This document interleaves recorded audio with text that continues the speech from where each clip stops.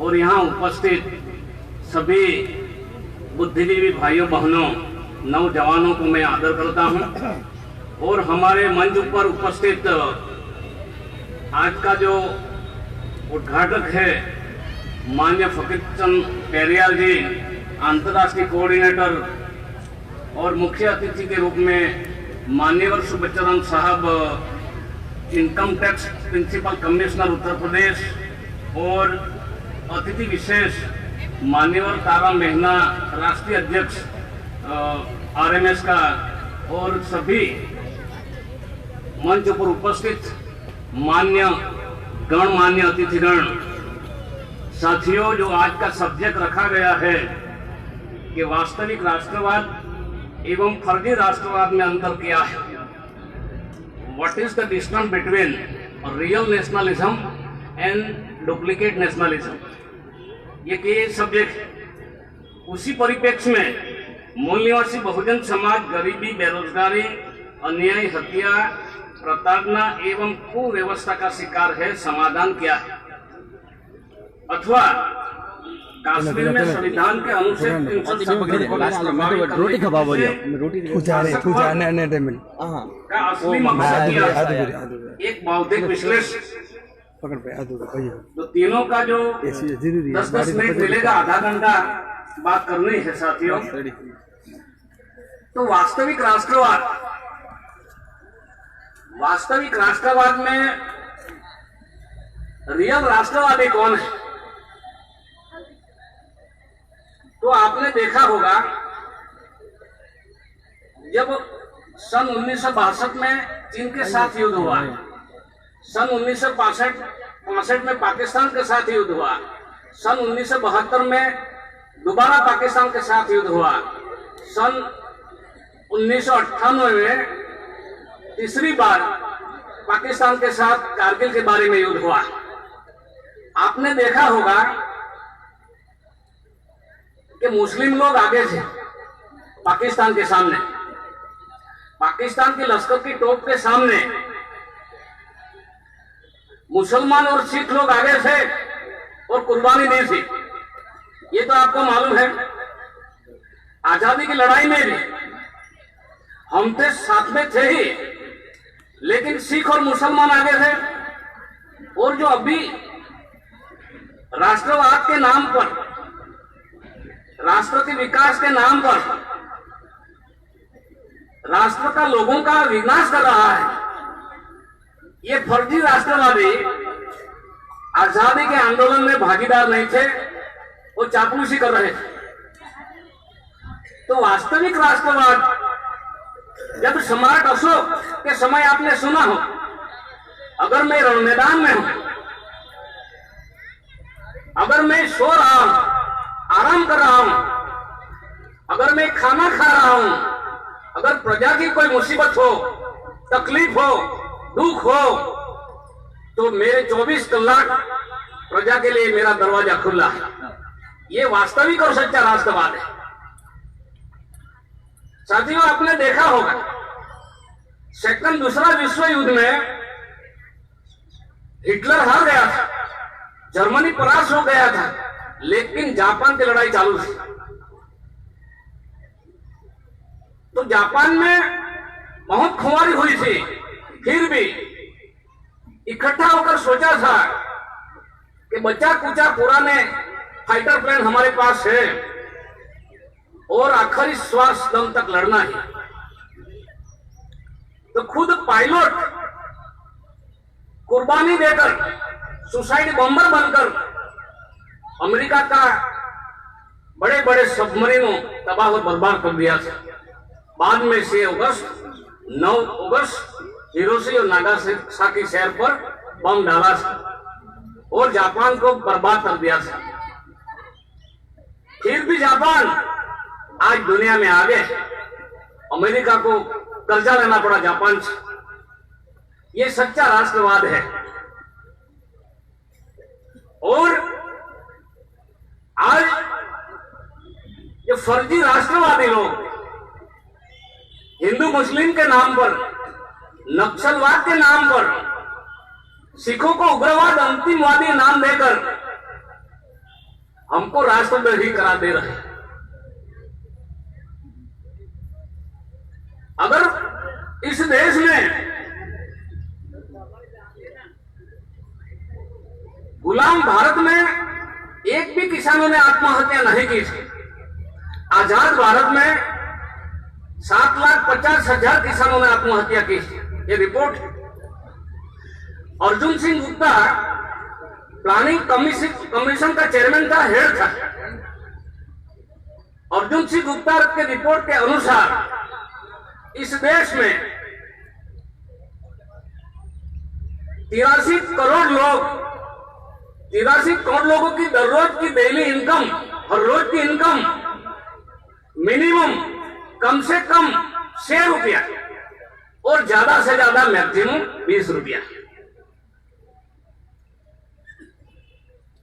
इस देश में 13 करोड़ रिपोर्ट के अनुसार, ये पुराना रिपोर्ट है और सुबच्चनम साहब ने अभी आधुनिक रिपोर्ट बताया।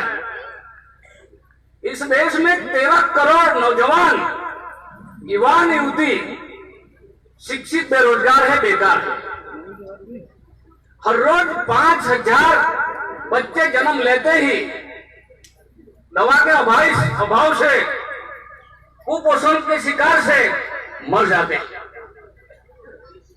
इस देश में 45 लाख बच्चे भीख मांग रहे हैं। सब्जेक्ट के आधार पर मैं बोल रहा हूं। इस देश में देश कैसा चलता है, 70 करोड़ लोगों को जानकारी नहीं, संविधान की जानकारी नहीं। भारत में करीबन कुल 6,57,621 गांव है।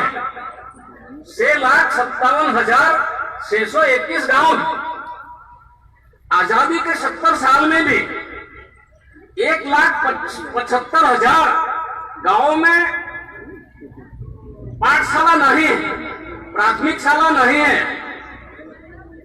75 गांवों में, 75,000 गांवों में पढ़ाने के लिए बिल्डिंग नहीं है, मकान नहीं, पेड़ के नीचे पढ़ाते। और 50,000 स्कूल, प्राथमिक शाला में एक स्कूल में एक ही टीचर है। 20 करोड़ लोग झुप्पड़पट्टी में रहने के लिए मजबूर हो गए हैं। 30 करोड़ लोगों को स्वच्छ पीने का पानी नहीं मिल रहा है और 90 करोड़ लोगों को ये एंड्रॉइड मोबाइल की जानकारी नहीं है। और इस देश में electric voting machine, EVM machine के माध्यम से चुनाव होता है। ईवीएम मशीन के माध्यम से चुनाव हो रहा है इस देश में, इसलिए लोकतंत्र खत्म हो रहा है। जब लोकतंत्र खत्म हो रहा है तो संविधान अपने आप खत्म हो रहा है। अगर संविधान को बचाना, लोकतंत्र को बचाना है तो ईवीएम मशीन हर हालत में निकालना होगा। ये जरूरी है। आपको मालूम हो कि ये फर्जी राष्ट्रवाद के नाम पर हमारे ऑटो उद्योग में, व्हीकल उद्योग में से 10 लाख लोगों को निकाला गया है। टेक्सटाइल उद्योग में से 50 लाख लोगों को निकाला गया है। पार्ले उद्योग में से 10,000 लोगों को निकाला गया है। टेलीफोन निजीकरण में दे दिया है। जमशेदजी टाटा वाला झारखंड ये बंद हो रहा है। हमारी जो मिलिट्री में करीबन 40 फैक्ट्री है, ऑर्डिनेंस, ये निजीकरण में, खानगीकरण में, प्राइवेटीकरण में बेच रहा है। और 3 यूनियन हड़ताल पर है। Indian national defence employ federation, all India workers defence federation और भारत प्रतिरक्षा फेडरेशन ये हड़ताल पर है 80,000 कर्मचारी, और निजीकरण में देकर निजीकरण वाले फॉरेन के साथ, विदेशियों के साथ कोलैबोरेशन कर रहा है। तो हमारे देश की जो सीक्रेटनेस है, हमारे देश की जो सीक्रेसी है, गुप्तता है, ये लीकेज होने की संभावना है। कैसे आप राष्ट्रवादी? इसलिए इस देश में ईवीएम मशीन, अभी महाराष्ट्र और हरियाणा में चुनाव है, ईवीएम मशीन जिंदाबाद है। ईवीएम मशीन रखने के लिए,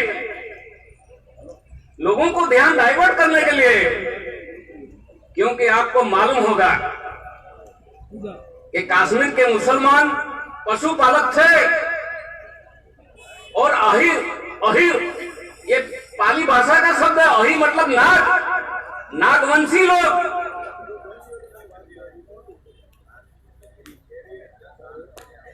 बाद में मुसलमान इस्लाम कबूल किया और नागपंचमी के दिन 5 अगस्त सन 2019 के दिन ये कानून और लोकतांत्रिक तरीके से, गैर संवैधानिक तरीके से पार्लियामेंट में पास किया नागपंचमी के दिन। आपको मालूम होगा कि गांधार देश की राजधानी तक्षशिला था और सबसे पुरानी विश्वविद्यालय थी और तक्षक राजा था। आज ब्राह्मणवादियों तक्षक नाग बोलते थे, उसको सेनापति को बास्की नाग बोलते थे।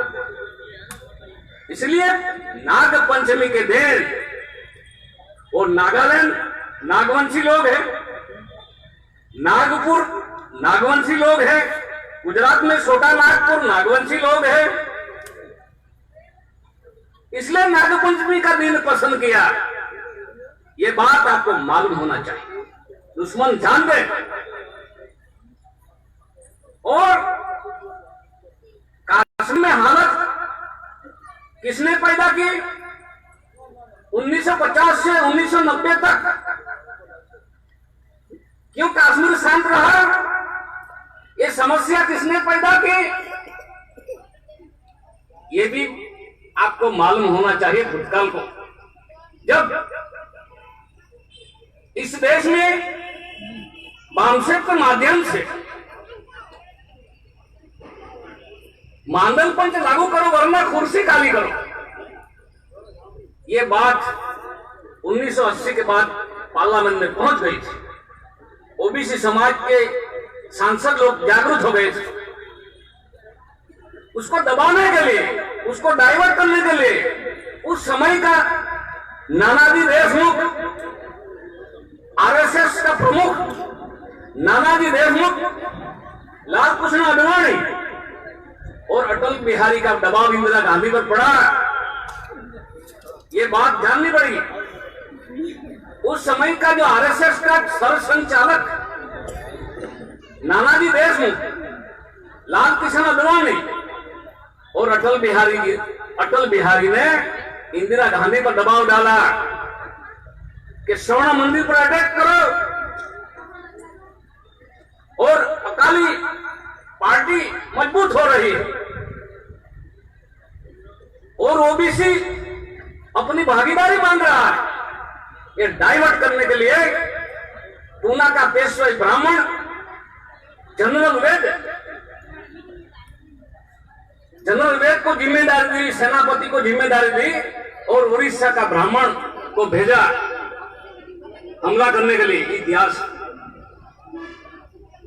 जब 87 सन 1987 में कश्मीर में चुनाव हुआ, जैसा अभी आप लोग जो मत का अधिकार दिया, मताधिकार दिया, मतदान करने के लिए नहीं, शासक बनने के लिए मताधिकार दिया, और मताधिकार का उपयोग और प्रयोग अपनी इच्छा अनुसार लाना चाहते हैं, लेकिन ईवीएम मशीन बीच में रोड़ा डालता है। अवरोध पैदा करता, इसलिए लोग दुखी है। हर दिन जंतर मंतर पर आंदोलन चल रहा है। 87 में कश्मीर में चुनाव हुआ, कश्मीर की स्थानिक पार्टी ये मजबूत हो रही थी, उसको दबाने के लिए लूट फूट और दबंग बनाकर दिल्ली की सरकार ने चुनाव लड़ा। दिल्ली की सरकार कौन सी थी आप ढूंढ लें। सिर्फ भाजपा में नहीं, कांग्रेस भी इतनी जिम्मेदार है।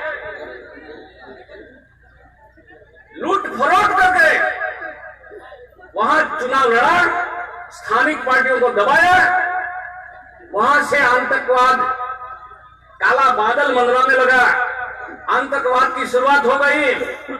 जब नरसिंह राव बाहर से सफेद धोती अंदर खाकी चलती थी, आरएसएस का आदमी था,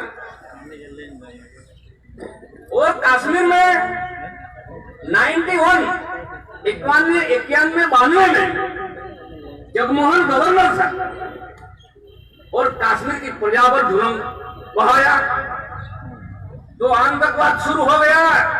और कश्मीर की जो प्रजा पशुपालक जो मुस्लिम बने, ये प्रजा जागरूक हो गई। ये ब्राह्मणों की वजह से हुआ।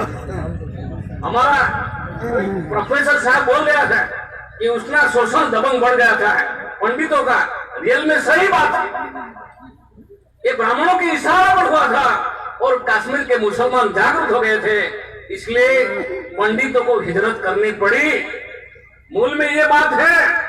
और ये जो नकली राष्ट्रवादी है अमित शाह, नरेंद्र मोदी जी के 370 अनुच्छेद की वजह से, 370 आर्टिकल की वजह से आज तक कश्मीर में 40,000 लोग मारे गए। बिल्कुल गलत है। सन 1950 से सन 1990 तक 40,000 तो क्या 400 लोग भी नहीं मारे गए, लेकिन आपने समस्या पैदा की जानबूझकर। वहां के इच्छा अनुसार जिसको चुनना चाहते थे उसके सामने आपने रोड़ा डाला, दबाव डाला, हत्या करवाई, इसलिए आतंकवाद को मौका मिला। ये भी एक इतिहास है। इसलिए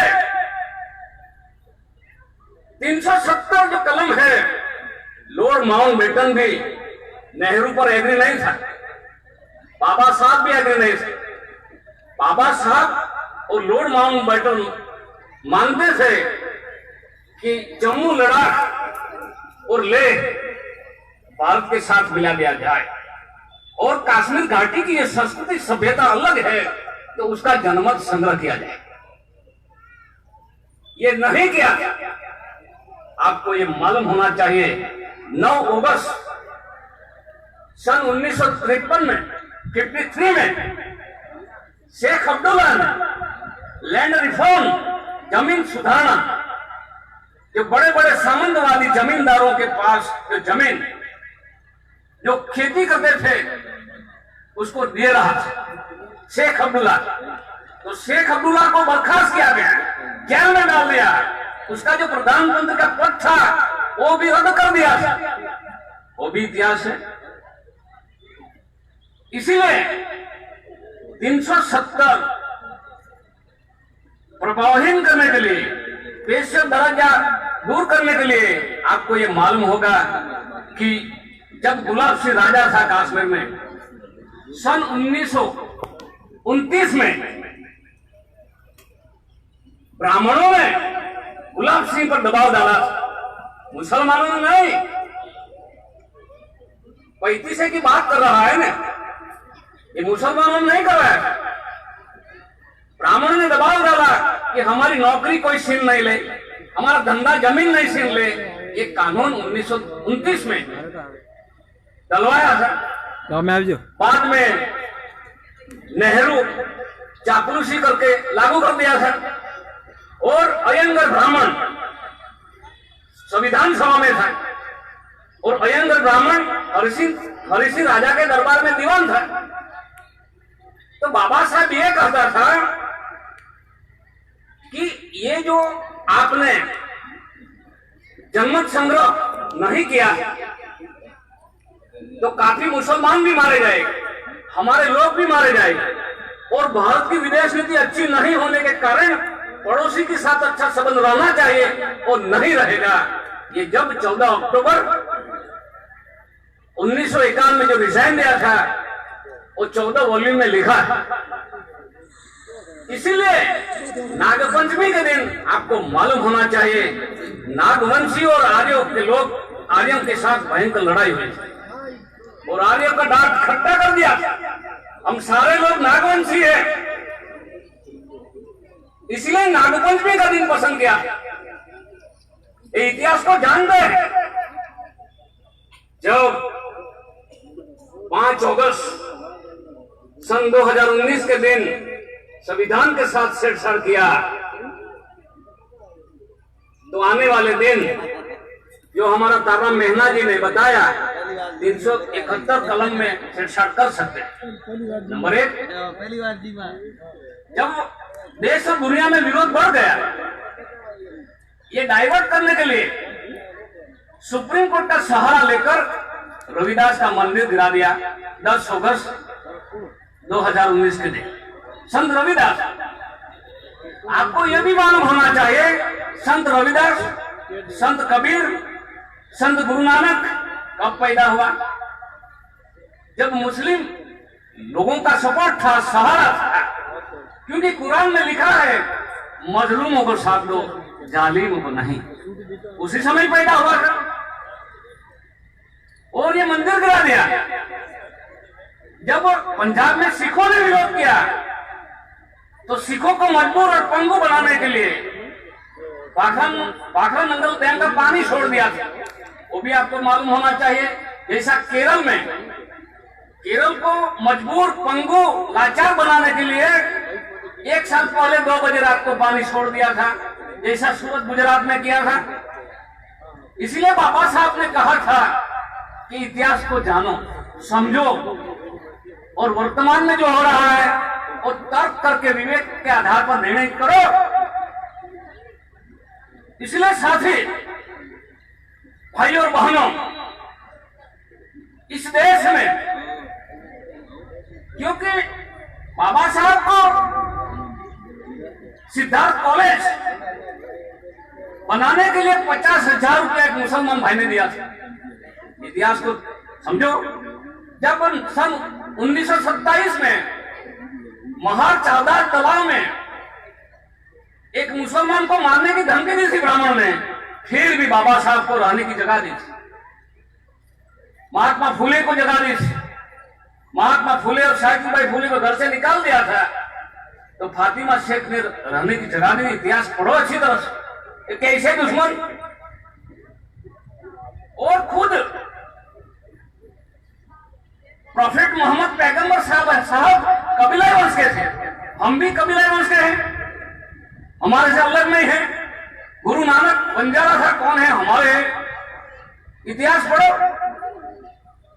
इसीलिए साथी भाइयों,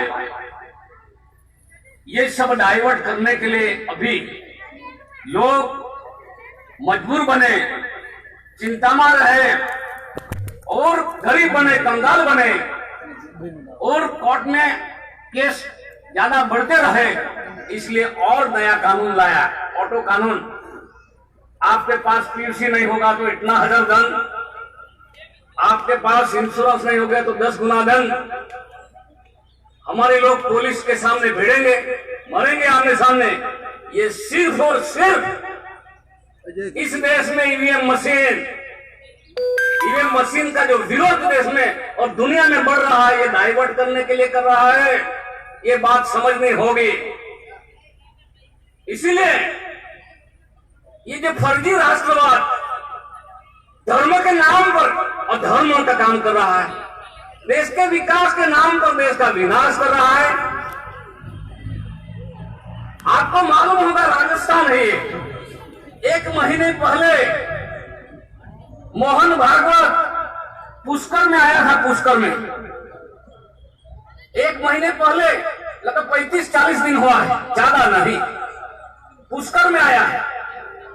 तो पुष्कर में पुजारी लोगों ने क्या मांगा? दक्षिणा में क्या मांगा? दक्षिणा में आरक्षण खत्म करो, आरक्षण खत्म करो, ये मांगा था। ये भी इतिहास है। ये भी समझ लो कि ब्राह्मण लोग, आरएसएसवादी लोग संविधान के खिलाफ है। कैसे?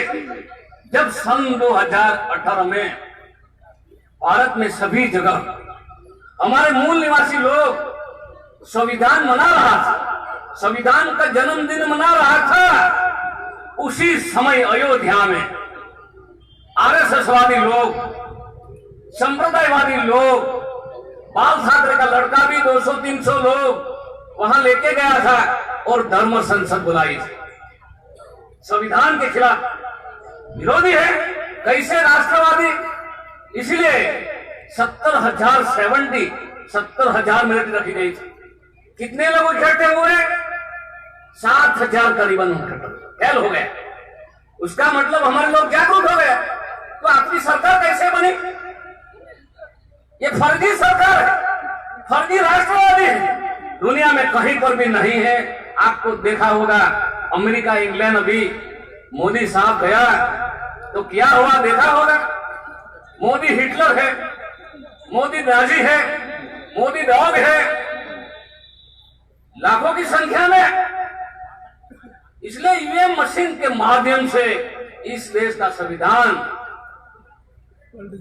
संपूर्ण दहन खतरे में डालना चाहते हैं। और दूसरा एक अनुमान है, ये एक बड़ा कांड करवा सकते हैं आने वाले समय में। इसीलिए बहुत सावधान, सजाग, जागरूक रहना होगा। अभी chief justice of supreme court retire होने वाला है। अगर ये जजमेंट देगा संविधान के आधार पर, अगर संविधान के आधार पर, प्रमाण के आधार पर जो जजमेंट देगा, तो आरएसएसवादी लोग हथियारबंद तैयार है हिंदू मुस्लिम के नाम पर। ये भी एक बात है। दूसरा, ये दूसरी भी आशंका है कि किसी की भी मुसलमान के नाम पर बड़ा नेता की हत्या करवा के इस देश में हिंदू मुसलमान का दंगा फसाद करके 2024 तक संविधान दफन कर सकते हैं। इसलिए मुसलमान भाई हमारा दुश्मन नहीं, हमारा ही भाई। सिख भाई हमारा ही भाई है। ओबीसी लोग जागरूक नहीं हुआ है, ये बात भी गलत है। सन 2018 में 10 अप्रैल 2018 के दिन ब्राह्मणों ने भारत बंद का ऐलान किया था। ब्राह्मणों ने और ओबीसी को सपोर्ट मांगा था, नहीं दिया। जब पूरी दुनिया में मूल निवासी दिन मना रहे थे 9 अगस्त सन 2018 के दिन, दोबारा ब्राह्मणों ने ऐलान किया भारत बंद का, ओबीसी का सपोर्ट मांगा, नहीं दिया। ये दूसरा पराभव है ब्राह्मणों का। और भारत तो बंद नहीं हुआ। आपने देखा होगा जंतर मंतर ऊपर 9 से 12 ब्राह्मण इकट्ठा होकर, वो भी सीआरपी की मौजूदगी में, पार्लियामेंट के सामने भारत का संविधान जलाया और क्या कहा? मनुस्मृति जिंदाबाद, आरक्षण मुर्दाबाद, संविधान मुर्दाबाद, डॉक्टर अंबेडकर मुर्दाबाद का नारा चलाया था। आपने देखा। फिर भी सरकार ने विरोध नहीं किया, हम लोगों ने विरोध किया पूरे देश में। तो 2 महीने के बाद धरपकड़ हुई, अलग बात है। तीसरी बार भारत बंद का ऐलान किया आरक्षण के विरोध में 6 सितंबर सन 2018 ब्राह्मणों ने। भारत बंद नहीं हुआ, लेकिन लैंड रिफॉर्म जो कानून बना था वो निकाल दिया था। इसलिए साथियों, आप ये नोटबंदी कर रहे हैं तो आपके पास थोड़ा सा नोट बची है, क्योंकि बैंकों में हमारा पैसा डूबने वाला है। आप देख रहे हैं ये हर तरह से हमको पंगु बनाने के लिए शासक जातियों ने फर्जी राष्ट्रवादी भेज दिया सरकार में। इसीलिए ये नटबंदी कर रहे हैं। तो हमारे सच्चे कार्यकर्ताओं के लिए आपके पास अगर धन हो तो धन लो, आपके पास धन नहीं है तो समझ लो। और दुनिया की मानवता कानून हमारे साथ है, क्योंकि इजराइल अरब राष्ट्र जाग रहे हैं। इजराइल के अराउंड साइड अरब लोग जाग गए और इजराइल का सपोर्ट यहाँ के कट्टरवादी विदेशी लोग ले रहे हैं। ये सफल होने वाले नहीं। इसीलिए आने वाले समय में या तो सुप्रीम कोर्ट का जो चुकादा आएगा उसी माध्यम से कांड करवाएगा, या तो कोई बड़े नेता का हत्या करवा के, मुसलमान की टोपी पहना के हत्या करवा के बड़ा कांड हो सकता है इस देश में। इसलिए साथी भाइयों, जागरूक रहना चाहिए।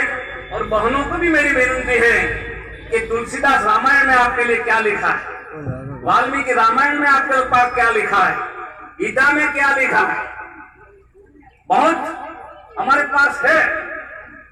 इसीलिए आज शिक्षा से हम वंचित हो रहे हैं, आर्थिकता से वंचित हो रहे हैं। हमारे लाखों कामदार लोग, चाहे रेलवे हो चाहे पुल भी हो, आपको मालूम होगा 14 फरवरी के दिन पुलवामा में हमला हुआ, भारत के सारे लोगों का ध्यान वहां था। उसी समय अहमदाबाद, जयपुर, लखनऊ, बेंगलुरु, तिरुपुरम, ये 5 एयरपोर्ट अडानी को बेच दिए और 20,000 कर्मचारी घर बैठ गए, बेकार हो गए। ये परिस्थिति है इस देश में। इसलिए हम हर हालत में, किसी भी हालत में, नेपोलियन की भाषा में जो कोई हारने की बात करता है ये मूर्ख है। मेरी जिंदगी में, मेरी लाइफ में हारने की जगह कोई जगह नहीं है, नेपोलियन की बात है। ये बात हमको रखना पड़ेगा। और बाबा साहेब ने भी ये कहा कि स्वाभिमान मेरी जिंदगी की सबसे बड़ी पूंजी। इसीलिए मेरा स्वाभिमान, मेरा व्यक्तित्व किसी के प्रभाव में नहीं आया, नहीं बिकने दिया।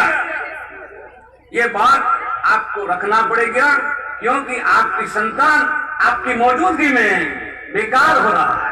उसका मूल्यवान समय, कीमती जिंदगी तबाह और बर्बाद हो रही है। ये बचाने की जिम्मेदारी आप सभी की है। और एक साथ रहकर हमको, हमारे बच्चे को, समाज को मुक्त करना होगा। मैं आशा रखता हूं कि आप मेरे से भी ज्यादा अनुभवी हैं, बुद्धिजीवी हैं, और हमारी बात सही लगे तो सही सत्य धर्मों के मानकर हमारे बच्चों को सुरक्षा के लिए, उसका अस्तित्व के लिए ये काम करना होगा। और 26 नवंबर संविधान का जन्मदिन है और हमारे सारे सीसी बॉडी के लोगों ने तय किया है कि पूरे भारत में मिनिमम, कम से कम, छोटे बड़े, तहसील लेवल पर हो, डिस्ट्रिक्ट लेवल पर हो, प्रदेश लेवल पर हो, 300 कार्यक्रम भारत में होना चाहिए। संविधान के संरक्षण में, संविधान के बचाव में, संविधान की अमलवारी के लिए 300 कार्यक्रम होना चाहिए। और हर डिस्ट्रिक्ट में, हर कस्बे में, हर गांवों में, शहरों में, डिस्ट्रिक्टों में ये काम करेंगे। इसी आशा और विश्वास के साथ मेरी बात समाप्त करता हूं। जय मूल्यवासी, जय भारत। बहुत बहुत धन्यवाद।